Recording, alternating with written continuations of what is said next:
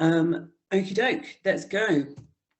So my name is Gemma Channing. So I'm the Health and Wellbeing Coordinator at the Beanie House of Art and Knowledge in Canterbury. And this is us. This is our building, which is on Canterbury High Street, right in the heart of the city. And me personally, my background is in mental health. So I'm a registered occupational therapist. And before I started working in arts and museums, I used to work in inpatient mental health. So that's my background. And then I started looking at how arts and culture can be used to improve patients' well-being, and that's how I ended up working in a museum from working in a mental health ward. So the Beanie House of Art and Knowledge, we are part of an MPO called the Kent and Medway Museums Partnership, and we lead on health and well-being within that. We're also the the Culture, Health and Wellbeing Alliance South East Museums Champion. And what that means basically is that we take the lead in the Southeast for museums using their collections and using their buildings to improve the health and well-being of staff and visitors alike. And so we have a lot of responsibilities in terms of feeding back activity that's going on in the local region around museums and culture for wellbeing, and also that we put out information for other museums about if they want to start doing health and wellbeing work, whether that's for staff, whether that's for visitors, or more of a kind of wider community, society level. So that's where we are. So the Beanie has been doing health and wellbeing with staff projects since way before I started there. I've been there a year now. So I'm going to talk you through a bit of what was happening previously and a bit of what we're doing now. And then how to kind of, ideas of what you can do in your museums for staff and health and wellbeing. So here's what we'll be covering. So what is wellbeing? Seems kind of simple, but I think it's always good to start with like a really clear definition of what we're talking about. The impact of wellbeing on staff and museums, supporting staff wellbeing, what that looks like, and then so there'll be a lot of examples, and then at the end there's a list of resources as well. So what is wellbeing? So this is the general definition of wellbeing. So it can be understood as how people feel and how they function, both on a personal and a social level, and how they evaluate their lives as a whole. I think it's really important to note that this doesn't mention disability, this doesn't mention health conditions, this isn't about what conditions you have or what illnesses you're going through. This is about how you feel about your life, your health, your general well-being. So it's very much a personal experience. So you can't diagnose someone with good or bad well-being. It's something that's experienced by each of us individually. And it's something that fluctuates as well. I'm sure other people can relate to sometimes feeling really bright in the morning, kind of dipping throughout the day, getting high, getting low. It is something that is dynamic. It's not something that's fixed. As such, it does make it difficult to measure, but not impossible.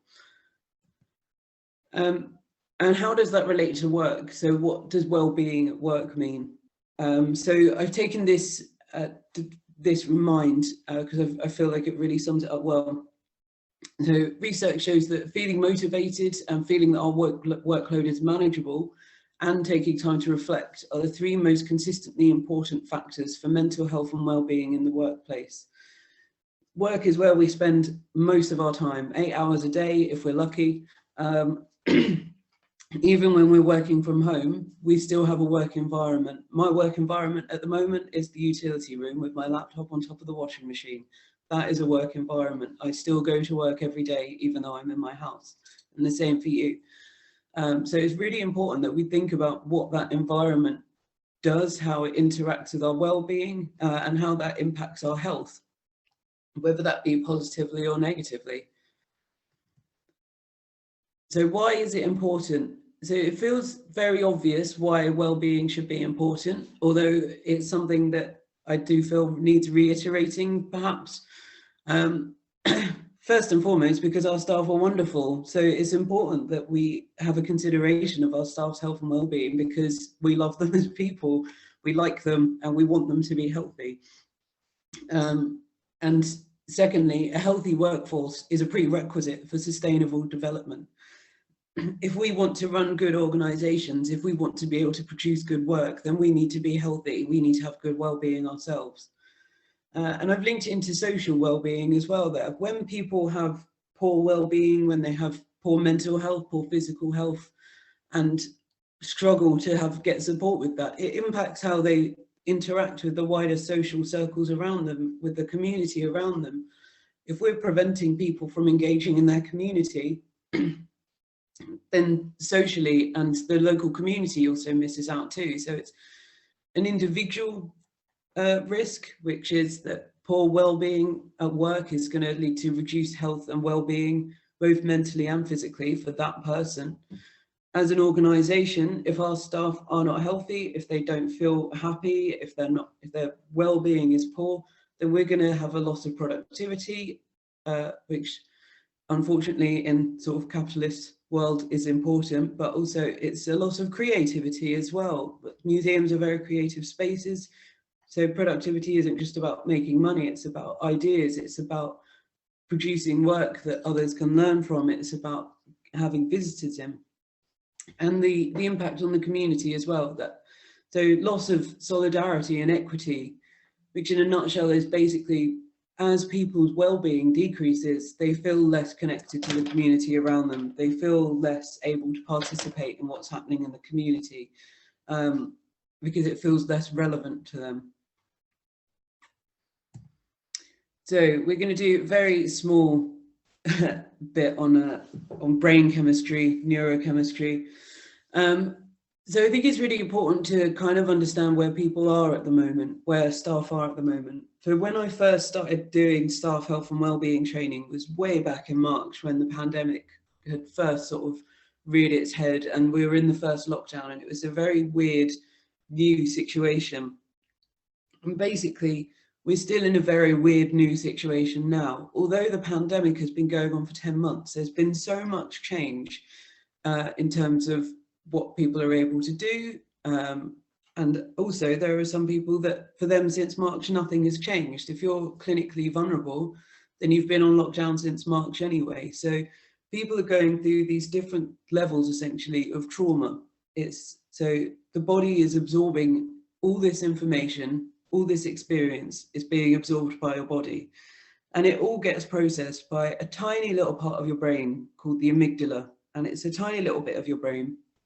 It's the size and shape of an almond, and it accounts for like 0.03% of your overall brain mass. So it's tiny in the grand scheme of brain, but it's really important when we experience something. So when we watch the news, or when we hear some information, or when we see pictures of people in hospital, we see people wearing masks outside, that information goes into the amygdala, and that's essentially a little emotional cortex in your brain. So what it does is it makes a decision about whether or not that's dangerous or not. At the moment, there is a danger out there. How much it can affect us depends on all of our individual circumstances, but there is a danger out there. So our body is absorbing information about this all the time and having to process it, and then having to communicate with the rest of the brain to try and come up with a response. Unfortunately, we can't do anything about this. If I could invent a vaccine and cure everyone, of course I would. Unfortunately, we're in a position where we're receiving a lot of negative information. Our staff are receiving a lot of negative information, and we don't have any way of processing it. And essentially, all of us have been in a stage of fight or flight, or freeze or flop, in and out of this for the last 10 months. So generally, most people know fight or flight. So you see a tiger in your back garden. It happens very rarely in Margate, but you never know. You see a danger, whether that be a tiger or a fire or something, your brain sees that and it goes into fight or flight. And that's how your body makes a decision about what to do next. At the moment, we can't make a decision about what to do next because it's out of our hands. So generally, most staff, most people, even staff or people, are in the state of freeze or flop. So when you can't fight or flight, your body has two other choices, which is to freeze or to flop. So freezing, I am a freezer, I'm a seasoned freezer, which means that I will just stop absorbing that information and pretend that it's not happening. Some people cope in that way. Floppers will become very tired, and the word is flop, so a lot of sleeping, a lot of resting, becoming quite overwhelmed at times. This isn't something that you're going to be constantly in that state, but it's just something to know that this is what's happening in your body in the background all the time at the moment. And it's something that's happening in your staff bodies as well. So knowing that people are going through that, I think, is really useful to kind of give an understanding that everyone is dealing with a lot of information at the moment, and it's having a very real effect on their bodies. So there's been a lot more talk about this recently in general. So burnout. So one of the things that happens with freeze or flop is basically your body can't do anything more about that information. It's absorbing all this information constantly and doesn't know what to do with it. And eventually it will lead to burnout. And burnout is especially bad when you're also at work dealing with the general stress of work, and then you've got the general stress of a pandemic, as well as are you trying to educate your child at home, any clinically vulnerable people that you might have carrying responsibilities for, alongside all the general day-to-day stresses of life. The burnout is becoming a huge issue. There's 5 stages of burnout. So one is the honeymoon phase. So that's when you feel like you can do everything. So you're really good, you feel like you've got everything under control, you feel like you're doing really well, you're getting everything done, you're doing your to-do list, you're ticking everything off, you've got your colored post-its, everything's perfect. And then you've got the onset of stress. So this is when it starts feeling a bit much. So it starts feeling like it's encroaching more on your time, or encroaching more on your energy, or it's causing the same level of work is now causing a little bit more stress than it used to.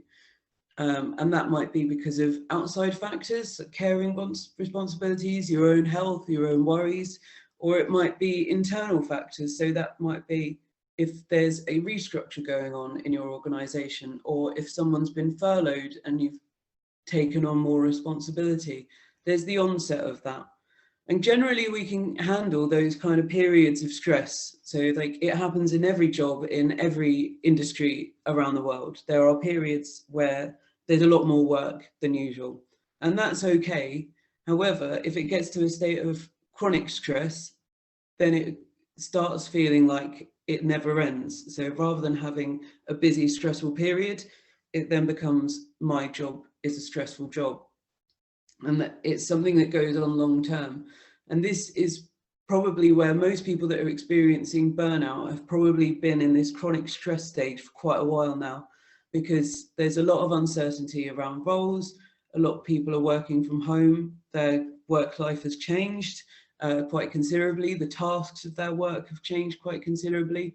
And the pandemic in the background as well has not gone away. So there's this constant input of danger from outside and the constant work alongside.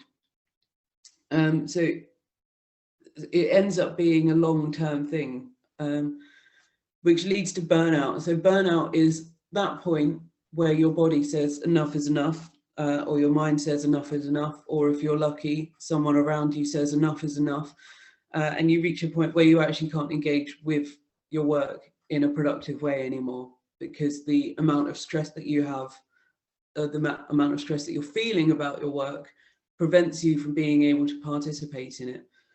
And this links back with the tiny little bit of the brain that I was talking about, the amygdala. So when you're experiencing stress, whether that was work stress, pandemic stress, the general stress of being alive, your brain, that part of the brain, while it also processes your emotional responses, is also responsible for decision making and learning, and it's also responsible for accessing memory.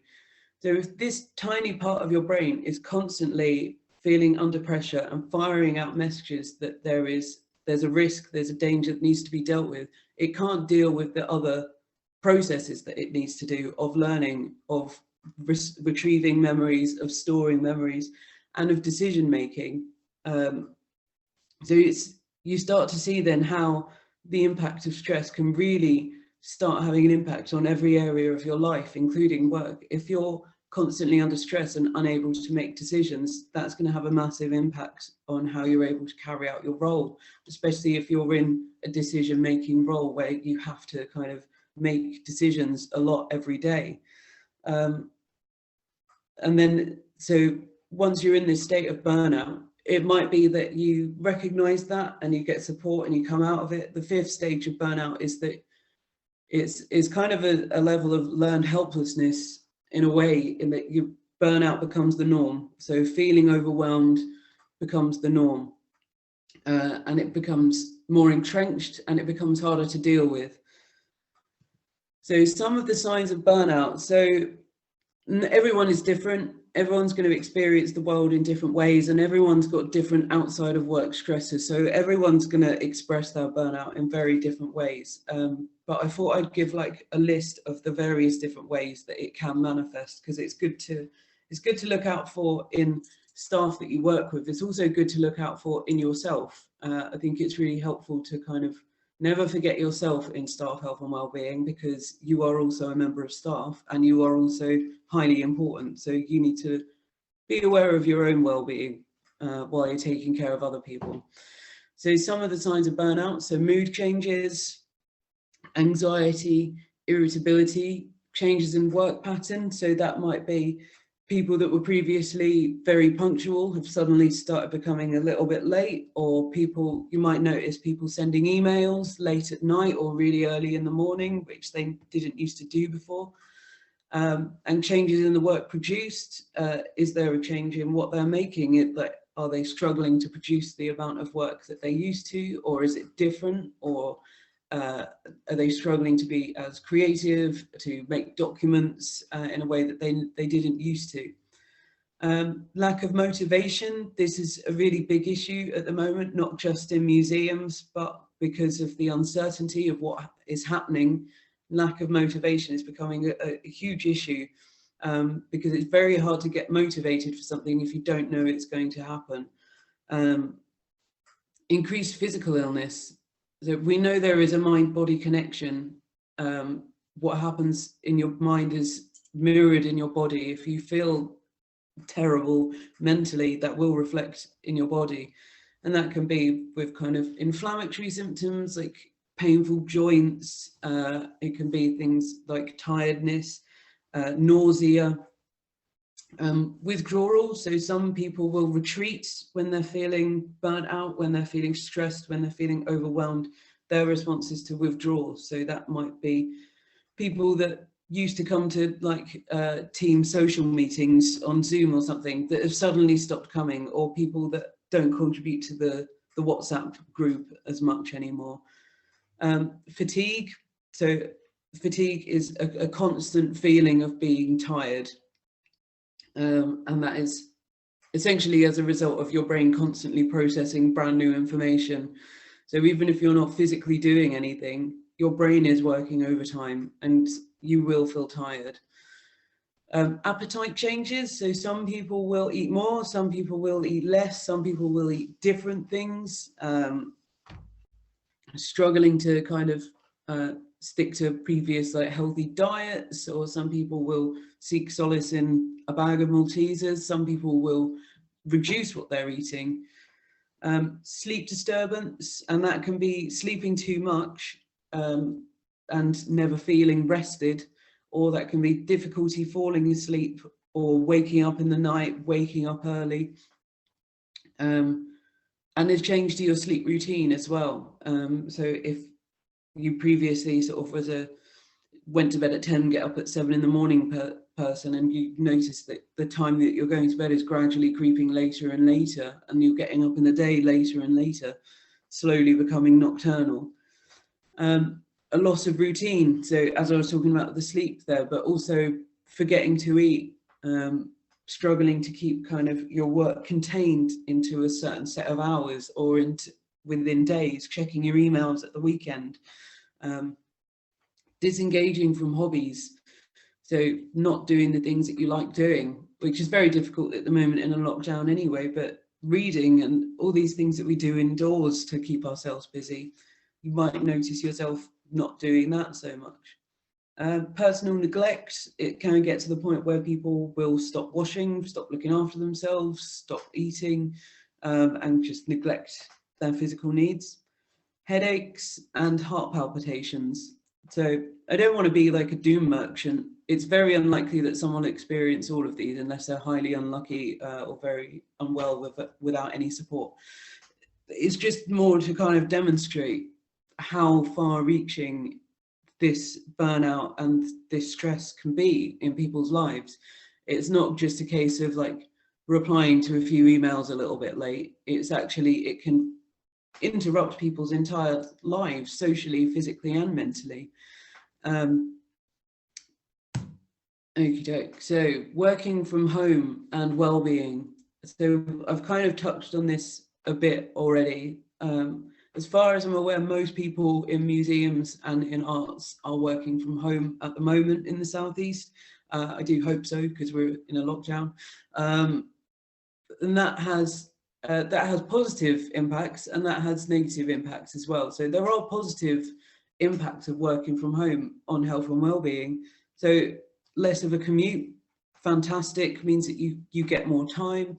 Some people prefer having that kind of routine of working from home. They've got everything they want near them. They can make themselves healthy lunches. They can chuck a load of washing on while they're working. They can spend more time with their family, depending on how great family is, I suppose. But there are upsides to working from home. It's not all bad. That being said, there are impacts on people's well-being from working from home. And these examples are drawn from conversations that I've had in the sector and kind of wider research about working from home, about what the kind of biggest impacts on health and well-being are. And number one is social isolation. So I'm lucky in that I live with one other person who is my husband, who we get on quite well with. But I know that there's a lot of people that live alone that might not necessarily have someone that they can form a support bubble with nearby. People move around a lot more these days, so people aren't necessarily in the same area as their family. And although we do have access to things like Zoom, wonderful though it is, for some people it's not the same. And for a lot of people, they struggle to use things like Zoom and Google Meets. It's a whole new set of skills. And it's not just social isolation from your friends and your family, it's also socialization from your colleagues. I mean, a huge reason that people go to work is so that they can have kind of face-to-face interaction with other people. Like, it's a huge upside of work. People talk about their work families, their work friends. It's a lot more than just a place that you go to kind of type on a computer. These are people that you know and enjoy spending time with, and then not seeing them anymore does have an impact. And the way that you used to work as a team as well, if there was a lot of kind of conversations in the office or in the kitchen or in meetings that you would have face to face, and that was how a lot of work got done and a lot of work got planned, it can be very jarring to then go home and be by yourself and be expected to make decisions, or just losing that that nice back and forth of the creative discussions and generating ideas that people do one-to-one. Another huge impact is conflicting demands. So that can be caring responsibilities. Oops, sorry. Can you see the slides again? Sorry about that. Caring responsibilities, such as children or older adults that you're looking after, or I don't know, maybe you've got 400 chickens, and how that impacts what you can do at work. So when I'm at home, nobody talks to me. I'm quite lucky in that respect, but I know that a lot of people have households where they can't just sit down and have a nice corner and type away in it, that they've got conflicting demands, especially now that schools are closed. People are trying to home educate their children while working from home and feeling quite overwhelmed with not being able to do that. And that's completely understandable if you can't do that, by the way, because no one can do that. So don't beat yourself up about that. The third thing that seems to get forgotten, but is like a real big passion of mine, is desktop setup. Now, I know I said I'm working from a washing machine, but that's just today because the light is good in here. Desktop setup can have a really big impact on your physical well-being. Being hunched over a laptop can cause long-term back pain. It can cause a lot of physical conditions. It can cause slipped discs and muscle fatigue, pain. It can affect your posture. So having a good desk setup is really quite crucial for your physical well-being. And where we used to go into offices, we'd have a desk, we'd have a chair, we could set it all up, we'd have a little footrest, we'd have our little rests for our mice and our keyboard. And not everyone necessarily has that anymore, and that does impact, especially long-term, your well-being. When the pandemic first started, we didn't really know how long working from home would last. Would it be a couple of months? Now it's looking a lot more long-term. We have to start thinking about long-term. How does this environment impact our physical anatomy and our physical well-being? Going on to physical, more into physical well-being, being sat down at a dining table or a washing machine or whatever you've got your laptop rested on, and working all day can be very different from working in your workspace. So in the museum that I was working at, there's a lot of stairs there. So when I was in the museum working there, I got a lot of exercise because I was running up and down stairs all day, walking around building to see different people, walking across the office to have a chat with someone. All of that movement has gone now, and the commute as well. I used to walk to work.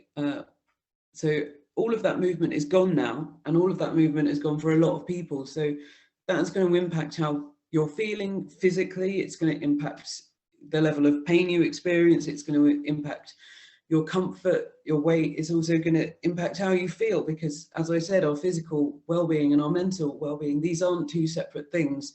These are two things that influence each other. And then number 5, so are we working from home or are we living at work? It's a delicate balance. And that comes again down to this like difficulty of separation. Like, it's very tempting to flick open your laptop and just check if you've got any emails when it's right there next to you on the sofa, which is generally we'd have kind of a day, we would leave work, we would go home. And while we might think about it at home, we wouldn't necessarily do the work there. Whereas now these lines are a lot more blurred, and our living space has been encroached by our working space in a way that it hasn't been before. Okie doke. Excuse me, I'm just having a drink. So, how to support staff health and well-being. So all the theory that you apply to audience well-being applies to staff well-being. So when we're thinking about our audiences and how we can make their visit positive, how we can make sure they can access our collections, how we try to maximise the therapeutic benefit of our museums by promoting the health and well-being benefits of going to museums and culture, we need to start applying that thinking to our staff as well.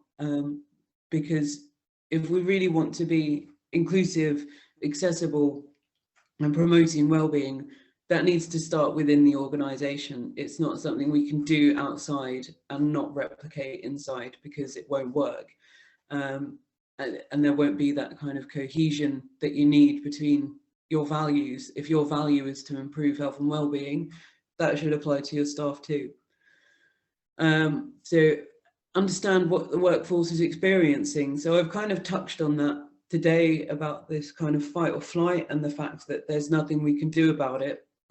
So your staff at the moment are experiencing the same trauma essentially as you. It's like a low level, long-term trauma, a pandemic, because there's constant sense of danger and there's nothing you can do about it. Mixed with the unsettlingness of what's happening at work, the way that I work changes. Furlough is a huge furlough is a huge factor as well in well-being. I'm going to talk a bit about volunteers as well. So making sure that volunteers know that they are part of the workforce. So when I talk about staff, I don't just mean full-time paid staff, I mean volunteers, freelancers, consultants, anyone that you work with on a regular basis should be considered within this, because they'll be thinking about the museum, they'll be thinking about you as an organisation, they'll have kind of thoughts about it that are going to be impacting them. So we need to make sure that they're being considered too. And of course, take care of yourself too. So what's the phrase? Always put your own oxygen mask on first. You can't look after a whole museum's worth of people if you feel that your well-being isn't being supported. So finding some ways to help other people, but take what you need to help yourself too. Okay. So what can we actually do to improve staff and health and well-being? So this next section is going to be more about kind of the practical ways of applying this information to what we're doing. So what can we do? And then the first thing you can do is start the conversation. So it feels like a very big subject, and in some ways it is, and in some ways it isn't. So the first thing you can do is just start that conversation. Start talking to people generally about health and well-being in your, either by asking people how they are is literally a small way to start that conversation, and also bringing it up at team meetings, bringing it up with management meetings if you can, and your colleagues, and just kind of having that conversation of how do we think staff are feeling at the moment? Is there anything we can do to support them? You don't have to have all the answers straight away. All you need straight away is to show that you care enough to be thinking about it. That is a starting point. Make it a point of everyday conversation. Ask people how they're doing, and find someone that's going to ask you how you're doing as well, but also reflect on how you're doing. And talking about health and well-being in a non-judgmental way. So if you've got a work WhatsApp, or if you've got a kind of group chat or a regular coffee meeting, just saying like, how's everyone feeling at the moment?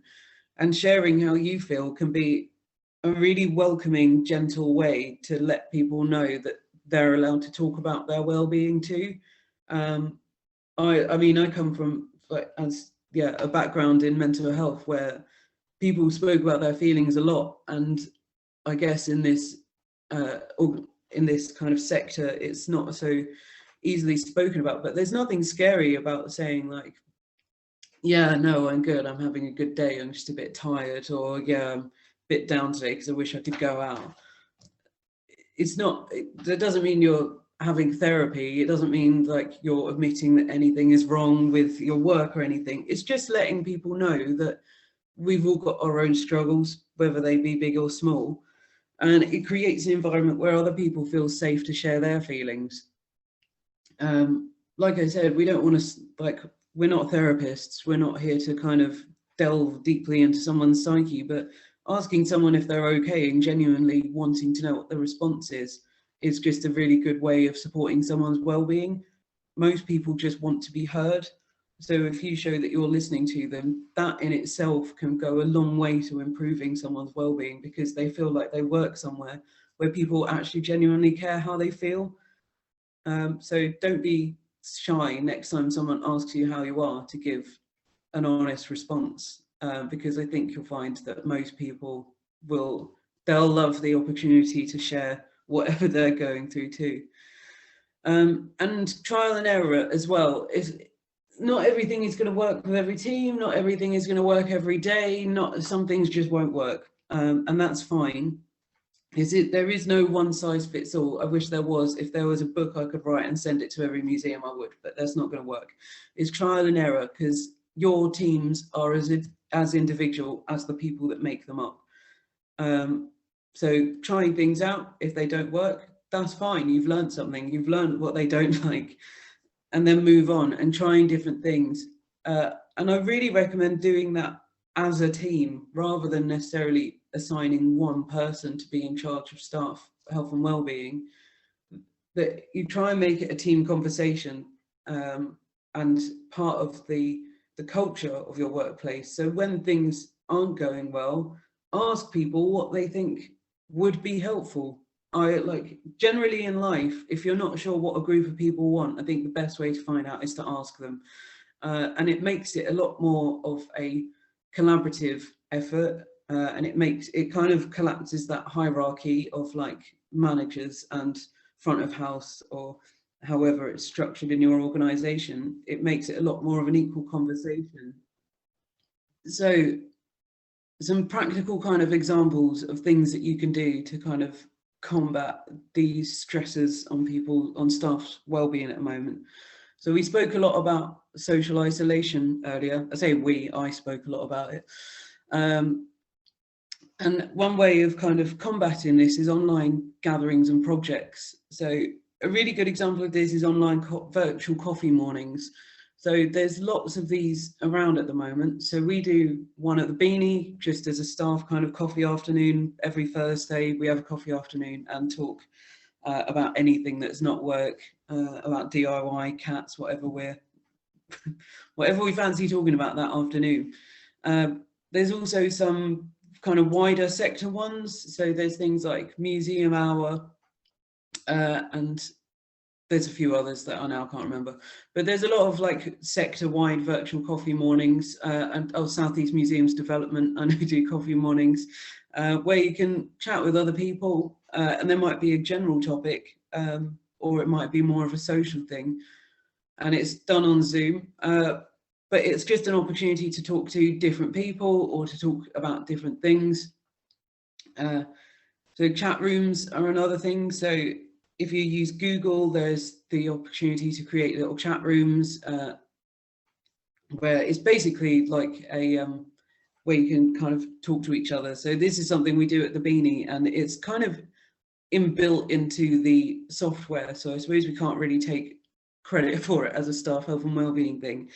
But it basically means that while we're at work all day on our laptops, there is a little chat box, and that usually gets populated with chats about how everyone's doing, what everyone's been up to lately, like what's going on. So it kind of has replaced like the office chit chat that we'd get when we were making a cup of tea in the kitchen usually.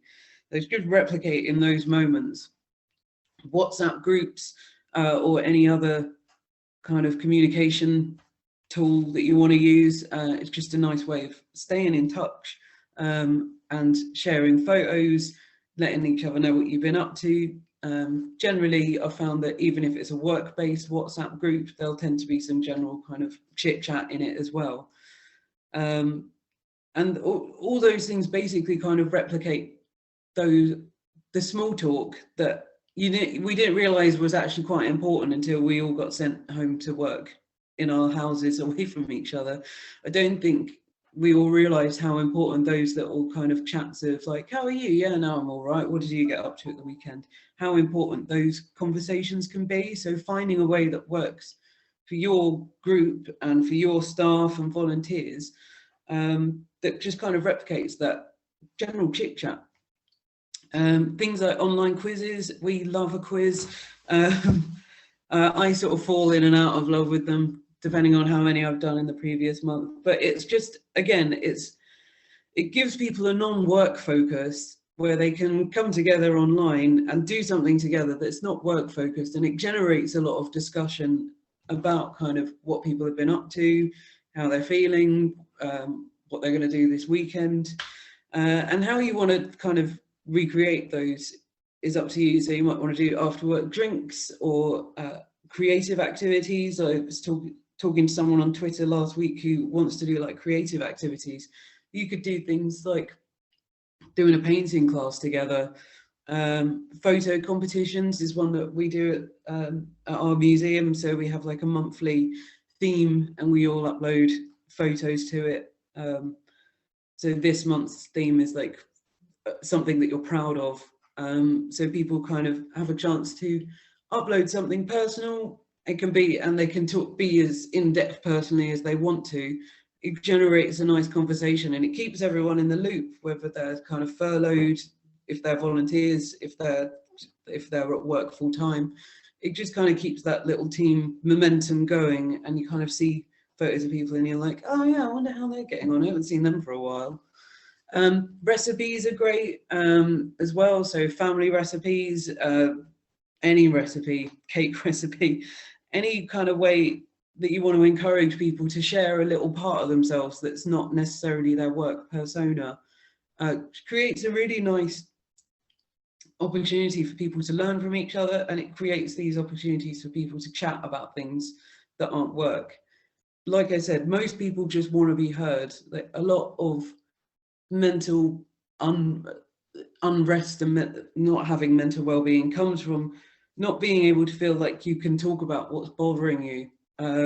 So creating these environments where people can talk, it can be really beneficial. It's kind of the little and often effect, rather than going in and saying like, right, let's have an hour-long psychotherapy. It's kind of bit by bit, drip feeding, like people can kind of gently loosen the tap, rather than letting it all build up. You can do formal support for staff. This very much depends on like finances and time and resources, but there are some things you can put into place. So employee support lines, a lot of kind of local authority funded museums have employee support lines, and it's basically like an anonymous phone line that staff can ring, and it puts them through to someone that they can chat to if they're having like a difficult time. Things like structured supervision. So generally, people should still be having meetings with their line managers during this time, virtually or over the phone, however you want to do it. And it's something that you can embed in your supervision. So creating a kind of a structure for it, if there's not one, and if there is one, start embedding health and well-being in there and start having that conversation about like, how are you? Like, is there any support that you need? Is there anything that you're struggling with? And not shying away from those conversations. And signposting. So if someone tells you that they're not doing well and that they are struggling, it's not your responsibility to manage everyone's health and well-being. You're not necessarily qualified to do that. You don't necessarily have the time to do that. And also that's going to take a toll on your own mental health as well. So having some resources that you can signpost people to, so local mental health organisations, or web pages or training, whatever it is, it's good to kind of have a little bank of things that you can signpost people to in the event that they do tell you that they're not doing well. In terms of management style as well, this does directly influence staff well-being. So we know that people are going through a lot right now, personally, pandemic-wise, work-wise, and that's going to influence how they're feeling. So, and it's not like we can separate our bodies out into our work bodies and the rest of our life bodies. When we turn up for work, all of us is turning up for work. We might be able to compartmentalize, but all of us is turning up for work. So just having an understanding that people are going through a lot is a really huge thing to do. And having some flexibility. So we know that people have got a lot of conflicting demands right now. People have got childcare, they've got caring responsibilities, they might be on flexi furlough, have second jobs, they might have, their household might be impacting the way that they can work. So having some flexibility with how they're working, what hours they work, potentially what days they work, as much as you can be flexible to kind of allow them to be able to do the job that they want to do in a way that's going to keep them well. Most people don't want to leave their jobs to improve their well-being. They just want to make a few adjustments. So if you can have that conversation and find out if there are any of those adjustments that you can make, it's going to be really beneficial for their well-being and for you as an organisation, because we then get to keep these amazing people in post and get the best out of them. So time, so giving people time. So everything that I've said so far is going to take a little bit of time. Even setting up a WhatsApp group takes 10 minutes, which can feel a bit much on the busy days, but dedicating a bit of time, even that if it's only a couple of hours a week, to reflecting on what your staff health and wellbeing policies and strategies are, and talking to people, setting aside an extra 10 minutes in your kind of line manager meeting so that you can have these conversations.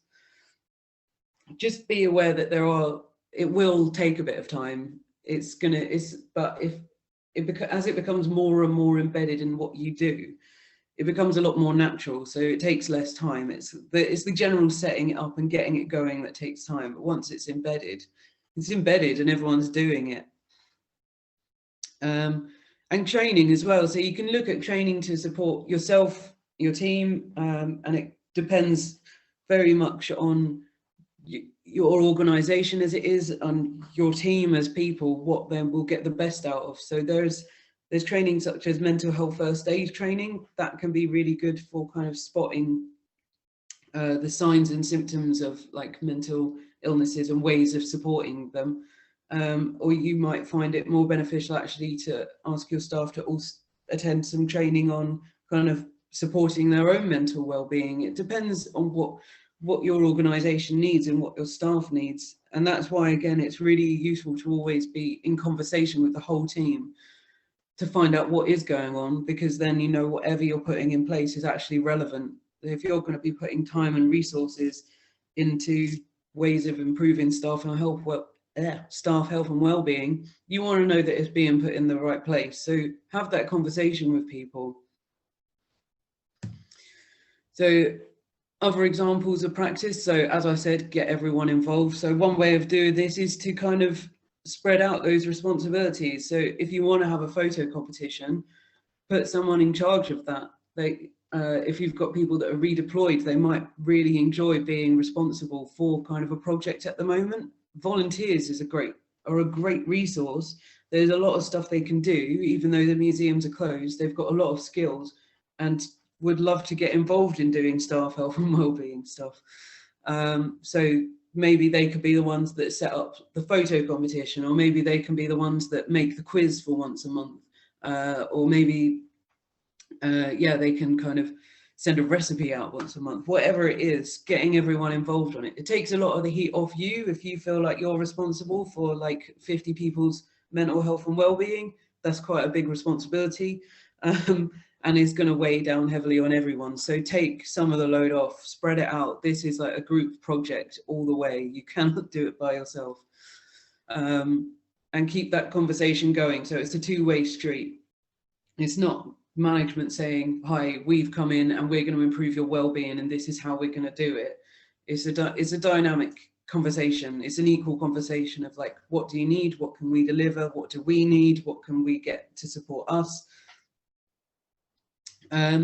Museums 5 a day. So this is not me. This was made by Hazelmere Museum, but I wanted to put it in here because I think it's just a great example of practice. So it's Kay at Hazelmere Museum did a project called Museums 5 a Day, and it's based on the 5 ways to wellbeing by Mind, and it's a booklet that they've produced with kind of activities that your staff can do to support their wellbeing. So for example, one of the ways to wellbeing is like take notice. So, and one of the examples that they give is kind of giving people like something to, like giving people 5 minutes to go out and notice something in nature, or like giving people prompts to go out and like spend 5 minutes focusing on their breath. It's a really good resource. So yeah, I've added a link to it at the end, so you can read more about it, but I just thought that is fantastic, so I had to share it.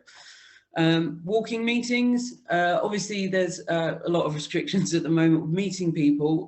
However, you can still do this on the phone. So I've got a walking meeting tomorrow with my line manager to do my weekly catch up, so that I can walk around the block to get my exercise for the day and have a conversation at the same time. It just kind of gets, if you're able to, it gets you out of the house. It gets you moving, so you're going to be doing all right. And it's a change of scene as well. I don't know about anyone else, but I get a bit bored of staring at the inside of my house.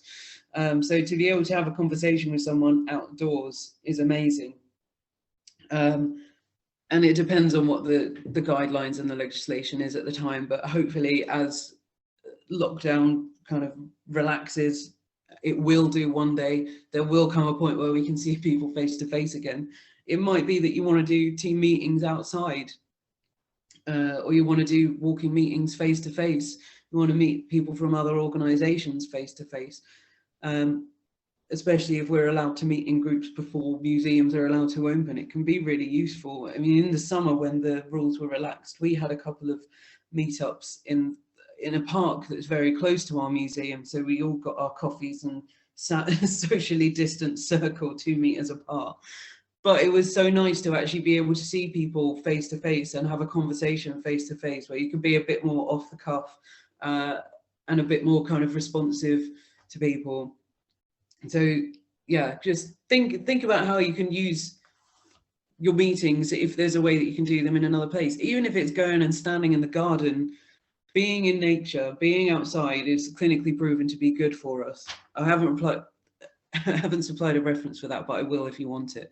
And volunteers. So volunteers often kind of get a bit forgotten. I don't think deliberately. I just think people have got a lot going on at the moment, and so they're focusing on kind of their paid staff and their current projects. And sometimes volunteers can feel a little bit forgotten.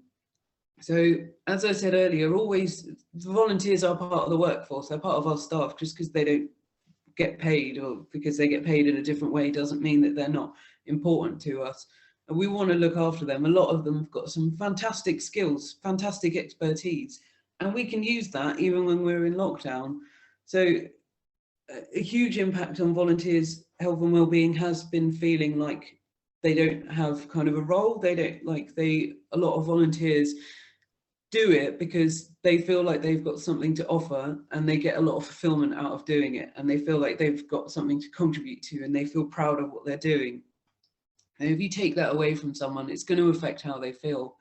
So thinking of ways that you can involve them while they're still from home. So is there something they can do to help with writing up the interpretation of an exhibition?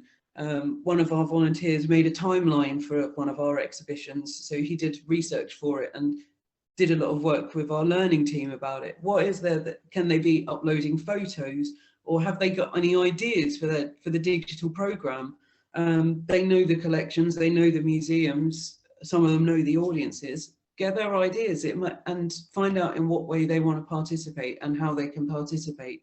There's going to give them that fulfillment and that self-esteem that they were getting when they were volunteering in your museum.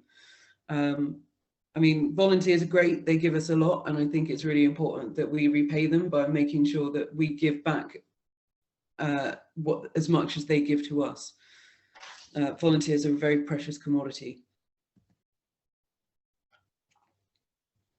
So supporting staff health and well-being. So regular contact, so that's social and work-based. It's good to have kind of a mix of the two, ways that people can express themselves naturally as who they are and about more kind of work-based matters. So having those team meetings, having regular input from your manager, having regular communications about work is crucial to making people feel that they're connected with their work life.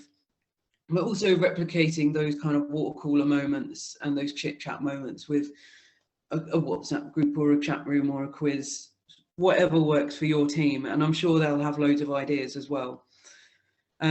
Providing access with staff to support. So that's more things like the employee support line, things like having a structured supervision that includes questions and conversations about health and well-being in it, and having that list of services. So providing staff with information about services.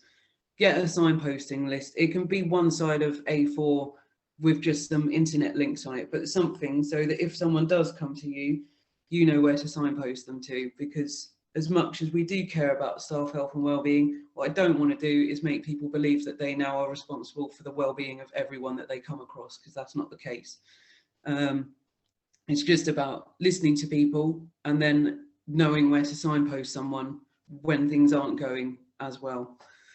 And leadership skills. So what I spoke about being flexible, being understanding, showing that you care about them as a whole person, not just someone that is delivering work for you, can be so useful. Having someone that understands, having someone that listens, and having someone that is willing to get the best out of you can be a really powerful tool just in and of itself. That alone will make the difference between someone enjoying what they do and feeling valued where they are, and someone feeling a bit overwhelmed. So never underestimate how important it is and how powerful it can be to just ask someone how they are and let them know that you care. It really can make a difference to how someone feels. So going forward, I'm an occupational therapist, so we're always challenging practice. That's like our part-time job, is getting angry about how things are.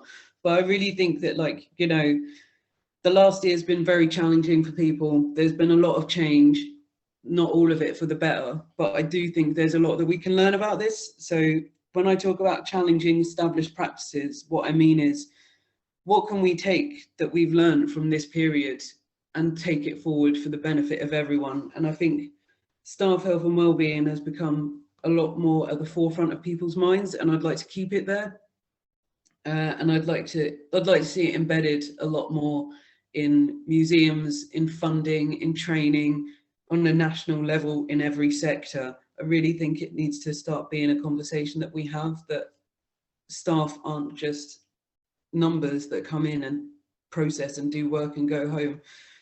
We're all human beings, and we turn up in our entirety, and we deserve to be supported in that way. So looking at what we can learn, basically. So that's from each other, from what's happened, what went well, what didn't go well, and thinking long term now. So I think, I don't know, when the pandemic first happened, and everyone started working from home, and the way that we work has changed.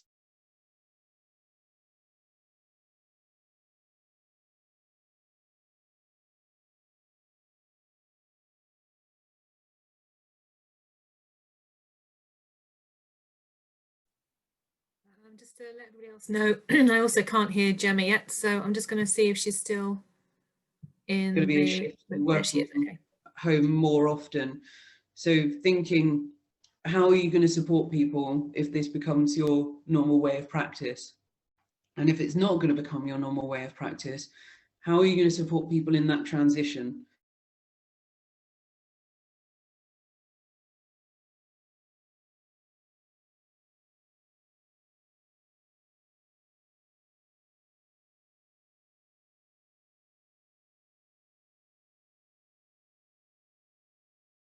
Being in a space with 7 or 8 other people again is going to impact how I work again. So thinking about what's going to change, what's going to stay the same, and how to kind of manage those transition periods. It's going to be different in every museum, but if you're thinking about it and reflecting on it and talking to your team about it, then you're going to be coping with it very well. Okay, does anyone have any questions? I'm going to stop sharing my screen now, so I can actually see questions. I'm just going to look through the, sorry, Sam again, trying to find the chat. So I did ask people to pop in the chat any questions. Didn't seem to be questions, so I'll just run through what people have commented, if you're happy for me to do that, because I think that's really, some lovely comments have come up. Somebody mentioned really early on about having disengaged from hobbies, and it just made me realise. I've just seen my sound was dropping out. Sorry about that, guys. So it's fine. It only happened a couple of times. So yeah, I actually, on a personal level, I was really good in lockdown one. Every evening, I spent an hour sewing and created some, because I love to sew. It was a really lovely space, actually. And I think, do whatever your hobbies are. You might not be a craft hobby, Gemma. I know you're an artist, but spending that time on yourself is really quality time, isn't it? And creating, I think it isn't necessarily have to be creating, you could be reading. But I have just noticed, having read this, that Alex has mentioned, that I just realised that I haven't done that for quite a long time. So I agree. I think the lockdown one had a different sense of energy to it, almost, didn't it? We all had a different sense of response to it. The first time it was all like banana bread and like art supplies and like Zoom quizzes, and this time it's like there's a sense of tiredness. I'm the same as you. Like, I haven't been making artwork nowhere near to the extent that I was in the first lockdown. But I did start, someone persuaded me to do a Zoom quiz at the weekend, and I was so against it. I was like, no, I've done my time with Zoom quiz, I've suffered enough. And then I did it, and I was like, actually, this is pretty good. And it did lift my mood, and I was like, maybe I just need to force myself to do things a bit more in this lockdown. Yeah, I think that's it, isn't it? Trying to regain the, but it's also okay to feel tired. Can Gemma expand on walking? Yeah, and it's a balance as well, because like for some people, staying busy can be a coping mechanism. So they're like, okay, I will stay busy and I will never stop doing my hobbies, because then I never have to think about the things that are upsetting me. Whereas other people will completely withdraw from the things that make them happy. So it's just, yeah, always keep kind of reflecting on why you're doing something. Sometimes we're avoiding how we're feeling, and sometimes we're hit in the face with how we're feeling. This is getting really deep. Yes, okay, so we'll move on. Sorry. Sorry. Therapist, I can't look at it. Good point. Right, Liz. Hi, Liz. Excellent points. Important to recognise the importance about talking about wellbeing. Absolutely right. And I think as well, maybe possibly we don't necessarily, or hadn't necessarily thought of the workplace when you go to work as potentially being a respite from not being at work. Does that? And I'm not saying life is hell, hellish at home, but there is a point, isn't there, where it has a different mental place for you are with a different group of people when you're at work, and so that blurring the boundaries is really interesting to see that written out there. So there's a question right at the bottom. So can Gemma expand on the walking meetings for lockdown? Yeah, that's a good point, because I've not heard about walking meetings either. If you could just possibly just so before the lockdown was announced, when we were allowed to meet in groups again over summer, you can do a walking meeting where basically keep socially distanced by 2 meters. So if you live in the same city as someone or the same area as someone, you can meet up with them if you need to have a chat about something that's going on at your museum, an exhibition, and walk around together. So as your exercise, you will walk with them and have that meeting at the same time. And it's something that you can do on the phone as well. So at the moment we can't meet up with people, but I've got a meeting tomorrow with my line manager, and we're going to phone each other as we go for the walk and have the meeting that way, because it just gives us a bit of screen break, gives us a bit of physical exercise during the day, and it just kind of, it changes the environment. So like, there is a phrase about it, I'm terrible at remembering phrases, but being stuck in the same room, staring at the same 4 walls at the screen all day is not good for you. So if you can kind of get out, even if it's in the garden, go on your phone in the garden. It's freezing at the moment, but it will do you good to kind of have a change of scenery, have a change of pace, and break away from the screen as well. Yeah, that's a good point. Yeah, wrap up warm when you get out. There's a question from Sam. Hi, Sam from Maidstone. Any specific advice on supporting staff wellbeing in periods of uncertainty, such as restructure? So Sam, sadly, Maidstone is in that situation, and a lot of museums will be in the next coming months. It's something that our sector's having to face head on. So in particular for restructuring, or that kind of frightening situation there, Gemma, have you got any advice for people? Yeah, I mean, to be completely honest with you, I've never been in charge of a restructure, but the general rule is keeping people informed. So telling people at the earliest opportunity what is happening and what they can expect at various points. So a lot of restructures will have kind of a deadline with them. So say like, this is what's happening. This will be happening on X date. You will be informed on this date, and being as open and honest with people as possible, I think, is the crucial thing. I think the worry creeps in when people don't know what to expect. If you don't tell someone something, their brain will generate a reason to fill that gap. So if you can give someone all the information, it might not alleviate their anxiety about whether or not they will lose their jobs, but at least it will alleviate the anxiety of not knowing what to expect when. So it's kind of like there will always be a certain level of anxiety that comes with that, but I think it's about managing it as much as you can. And if you've got resources that you can then be signposting people to in the meantime, at least you're trying your best to kind of support that person as much as you can. Okay, thank you. Another question from Liz. Do you have any other non-digital suggestions? I think particularly for volunteers and staff who may need to shield and have increased isolation.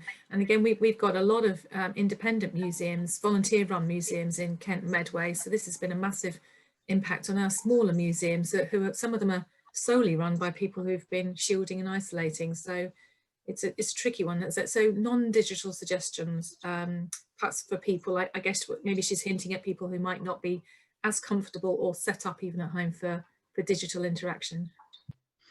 Yeah, wow, that is quite a difficult question. I mean, is there anything that it depends on the museum. I mean, is there anything that you can give that volunteers, for example, kind of handling collections that they can kind of work through and research, or is there anything that you can ask them to, like a specific area of knowledge that you know they have, to be writing something around that or producing something around that?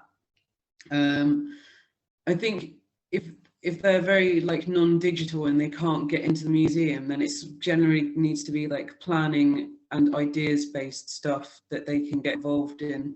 So any planning that they can help with for reopening the museum, for example, when it reopens, what is our policy going to be on like how many people can come in, risk assessments, things like that. Is there anything like that that you can get the volunteers involved in? It's very difficult if your volunteers are kind of collections based, because I think at the moment there just really isn't a way to get people into the museums. If you're in the position that you can give them some collection to kind of either write a bit about, or to organise, or to make a handling collection, those kind of activities, but it is very difficult. So I'd actually be really interested to kind of hear about how people have been engaging their volunteers. Yeah, maybe that's something we can continue through, and we can always email myself or Stephen if you do have any sort of tips and support on how you've been doing that. That's a really good one, isn't it? Particularly for people who don't have, maybe it's a digital poverty even, for people that don't have the digital set up at home. That's a massive thing as well, isn't it? Do we have any other questions coming through? I haven't seen any more. Is there any other questions you want to just quickly tap in? I'll just look up through the comments if we've missed anything. Just people saying how absorbing the topic is, which it really is. I'll just say, I think one of the standout, you said some lovely sound bites, Gemma, that I'm definitely going to be tweeting later because they're great. But one of the things about the whole person turning up for work, which is absolutely true. When you turn up for work, you know, all of you is there with everything that you're bringing to that. So I think that's a really important thing for people to take away from this moment, is to really appreciate that when we do finally get back into the work setting, that we're all humans with big packages of everything going on. There's a couple of questions here. There's one about furlough. So any tips for people who are furloughed, so people who are still on furlough, for supporting their mental wellbeing, presumably? Yeah, so I'm going to take off my museum hat and put on my occupational therapy hat for this, and say that routine is everything for maintaining well-being. So I don't know about everyone else, but that is kind of the routine that I structure the rest of my life around. So when that goes, everything else sort of falls away too. So if you're kind of similar to me in that respect, that work kind of dictates what you do and when you do it outside of work, you need to find another way to organise your day. And that might be really boring things like setting yourself a time to get up in the morning. So saying like, okay, I will get up at 9 o'clock every morning, and then deciding what you're going to do with the rest of the day. So that might be an activity that you do to start your day. So I drag myself out of bed and force myself to do yoga for 10 minutes every morning. And even though I've been doing it for 3 years, I still never wake up going, yay, yoga. But I find that getting into the routine of doing something, once I've done that, I then feel for the rest of the day, I'm like, okay, I've done like that little bit of exercise. So even if I don't do anything else, I've done that. So having a routine is really crucial. So set yourself a time that you're going to get up.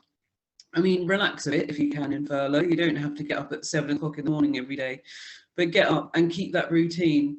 And things that people don't talk about furlough and about the last 10 months is when people lose their routine, things like brushing your teeth and brushing your hair fall away very quickly. And it's nothing to be ashamed of because it's something that happens to everyone. So keeping that routine in mind. So I will get up at 8:30. I will then brush my teeth, I will then brush my hair, and structuring your day in that way. If you've got some hobbies, then I have no doubt that you'll be able to fill your day. If you don't have hobbies, now is the time to start watching random YouTube videos and learning stuff. So it can be about craft stuff that you want to get into. It can be about random conspiracy theories, history. It can be something to do with your job, but find something that is going to keep you engaged. And it might be, again, trial and error is like a really good way of learning. Look into different things. What do you enjoy? Is there something about your job that you really enjoy that you've always wanted to know more about but never had the time to do? Do you want to use a couple of hours every morning to do that? And having that balance of stuff that you do every day that makes you feel productive and stuff that you do every day that makes you feel like you're having fun. So there's nothing wrong with lying on the sofa and watching whatever TV program you want to watch for a couple of hours, but interspersing it with things that make you feel productive. So what is it you get out of work and how can you replicate that at home? So for me, when I'm at work, what I like about it is that I like feeling productive. I like feeling that I'm producing for something. I find that really fulfilling. So whatever, if that's the similar feeling that you get from work, how can you replicate that at home? Is it through learning a new skill? Is it through reading? Is it through researching something? And structure that into every day and do it Monday to Friday as well. So Monday to Friday, I will learn about Romans. The weekends, I will lie in bed and watch RuPaul's Drag Race, whatever floats your boat. And keeping a routine is really important.